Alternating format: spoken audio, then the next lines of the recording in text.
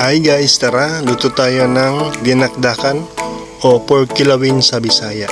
Ito ay napakasimple, napakamabilis at napakasarap na pagluluto. So ayan na guys, yan yung ating finished product ng ating pork dinakdakan. At sa mga susunod na mga clips, yan yung ating pagpiprito. So ayan guys, nakaprepare tayo ng 1 kilo. Pinahiwa natin ng ganitong slices guys para mas madali sa pagpapakulo at paghiwa. So ayan na guys, sa isang mainit na kaldero, papakuluan natin yung ating pork sa mga 30 minutes para lumambot siya. Lagyan natin siya ng bay leaf, lagyan siya natin ng onion, saka garlic, saka salt, pepper. So ayan na guys, ready na. Isa pala guys na style ng ganitong luto is papakuluan siya para mas malambot yung ating karne. Kasi dito sa Dubai, yung karne niya is frozen, galing Brazil. So medyo matigas siya, kaya pinapakuluan ko para mas maganda yung result. So ayan na guys, natapos na yung 30 minutes at lumambot na yung ating pork. So ilalagyan natin sa isang bowl para imamarinate natin. So ayan guys, lagyan natin ng asin, lagyan natin ng peppers, paprika, lagyan din natin ng konting turmeric, garlic powder, tsaka herbs na oregano at thyme. So ayan guys, mekos-mekos natin hanggang manuot yung ating marination. So lagyan pa natin ng konting garlic at paprika guys. So ayan, ready na yung ating grilling pan. So i-grill natin. So siguro guys, nagtataka kayo bakit nagkulay yellow yan, kasi nilagyan ko ng turmeric. Maganda ang turmeric sa pagkain guys, kasi ibigay ito ng dagdag na lasa at nagpapawala ng langsa ng karne, especially sa pork at manok.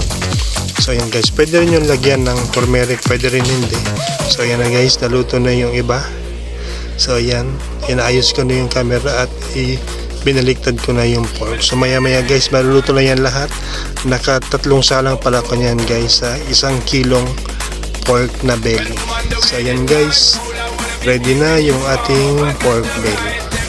So ayan, nilagay ko sa isang lamesa at maya maya hiwain na natin. So guys, kung umabot kayo dito sa parting na video na to, pwede kayo mag-comment kung saan kayong location para malalaman natin kung saan to umabot yung video. So ayan, hinihiwa ko na ng maliliit na hiwa para sa ating dinakdakan or kilawin sa mga Bisaya. So ayan guys, natapos na yung ating paghiwa ng 1 kilo.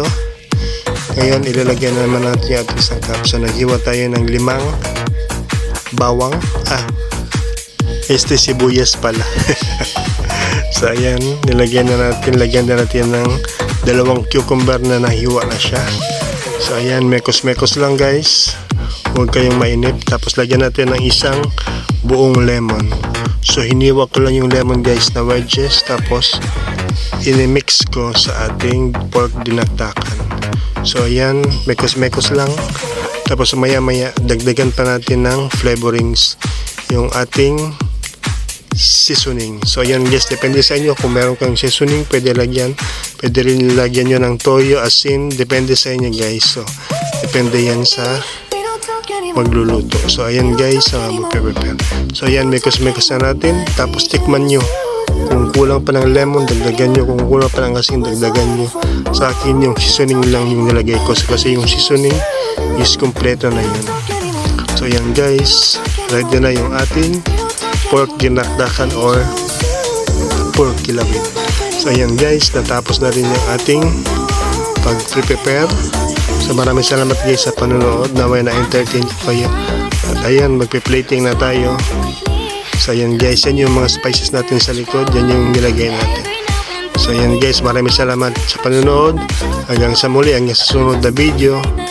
Maraming salamat, and pwede kayo mag-comment guys kung saan yung location nyo para masundan ko kayo. So please follow, share, like, and subscribe my video guys. Maraming salamat. God bless. Paalam.